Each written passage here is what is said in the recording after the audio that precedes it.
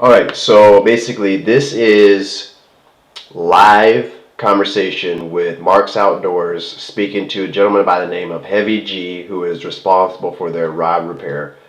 And I brought in on two separate occasions the Cadence CR7 rods. Both of the times, I have a stainless steel eyes that are set at 20 or 30 degree offset. He just slapped on some black. I don't know what they were. He couldn't acknowledge. He didn't say anything about MHX like Mark said. He just said that Fuji stopped making some eyes and he's been using them, I guess, is what I understand.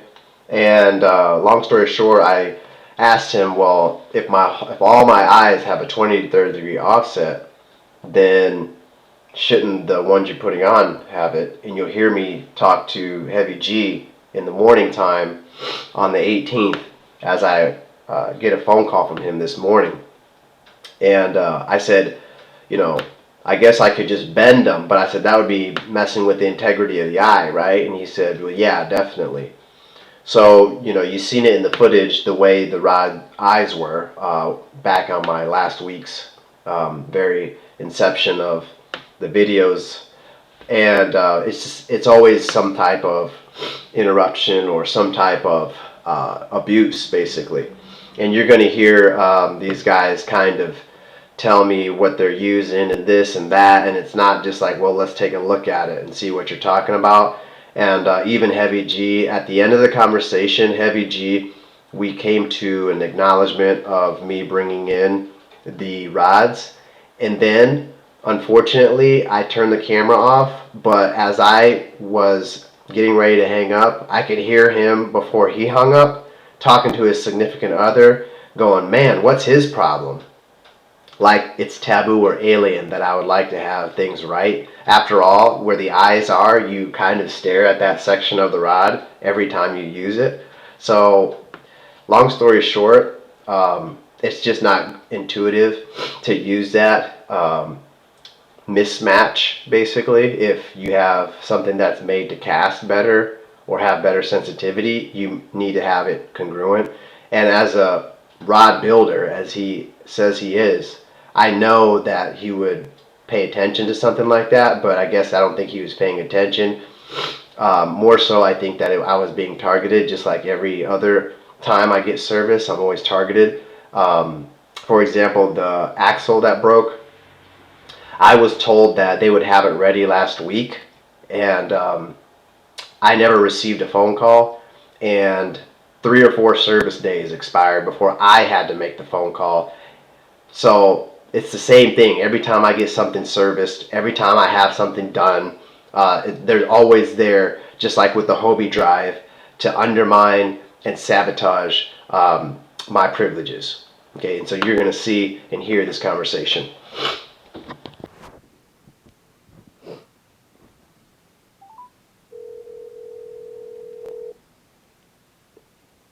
Mark's Outdoors.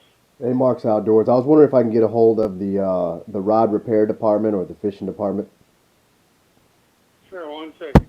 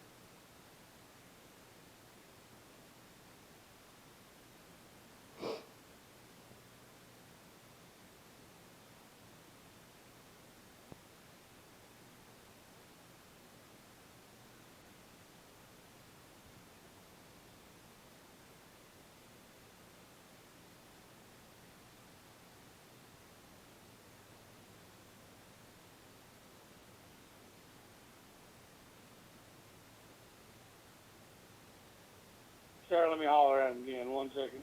All right, thanks.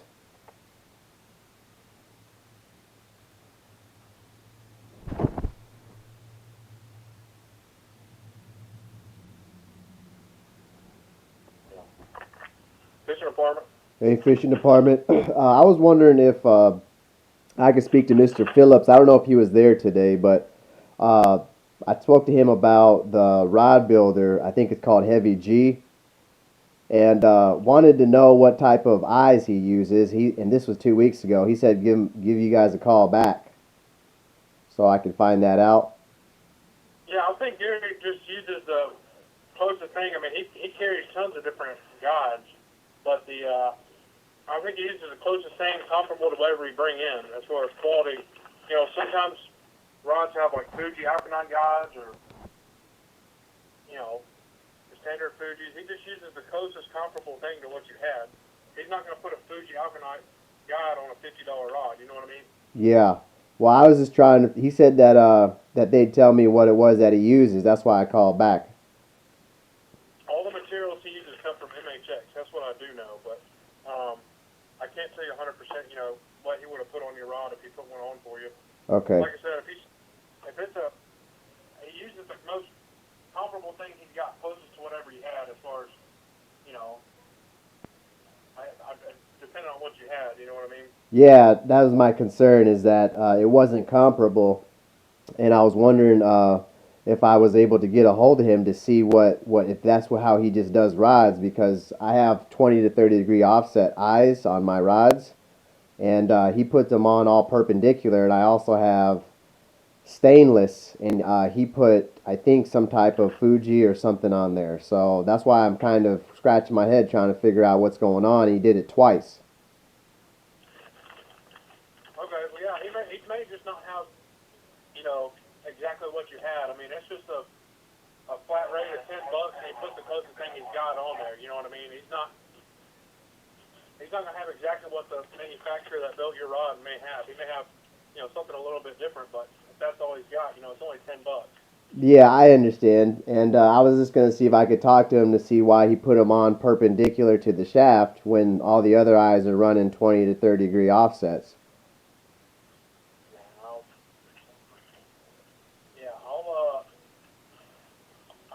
I mean, from my understanding, Mr. Phillips said that Heavy G's is a rod builder. So, I mean, he knows then if you know, a rod is in a certain particular way of configuration. I mean, that's just how you got to put the eyes on there. But for some reason, he put the eyes on perpendicular on both of my rods, and then he didn't put anything remotely close to what was on the rod. So that's why I'm just kind of trying to figure out what's going on. I've had some concerns with other sportsman outfitters. What kind of rod was it? It was a Cadence CR7. Okay, let me put you on hold for a second.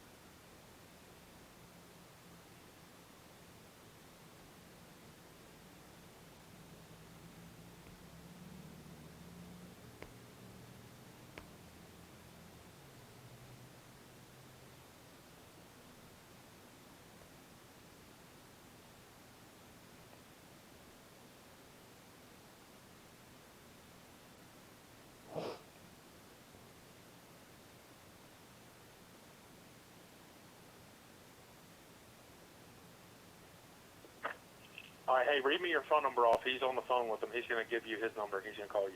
All right, it's my number is 915 526 Hold on. He's fucking back and forth with him. Okay, let's see. 915 526 526. 8155. Oh, okay. He said he's already got his number. He's gonna reach out to you. All right. Okay. All right, man. Thanks. Have a good day.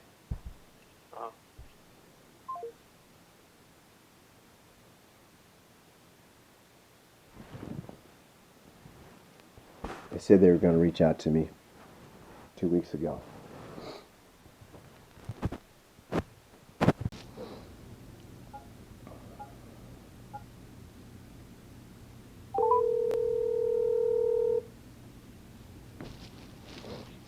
Hello?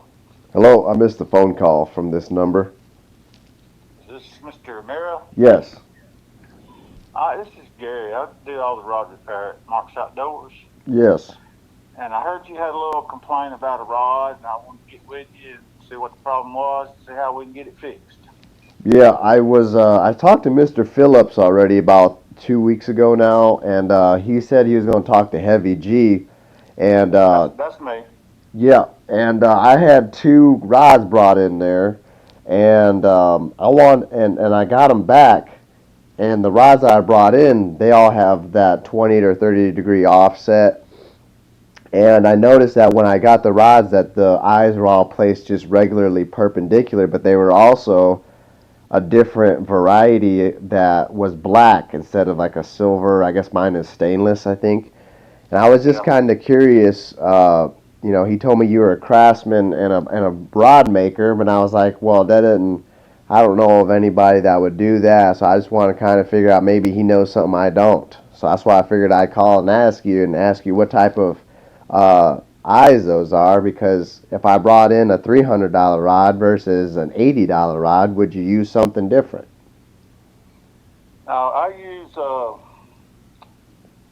probably 90% of the guides I make, or rods I make repairs on, I put a better guide on them than what was on them. Some rods have some good guides on them, and I put one on that's at least as good as the ones that are on it. I like to use Fuji guides, Okay. and Fuji. I'm familiar with those. Very familiar with them. They quit making the painted black guides, and now about the darkest you can get. They call it a gunmetal or a gray, and that's the ones I have to get to maintain good quality rings in them.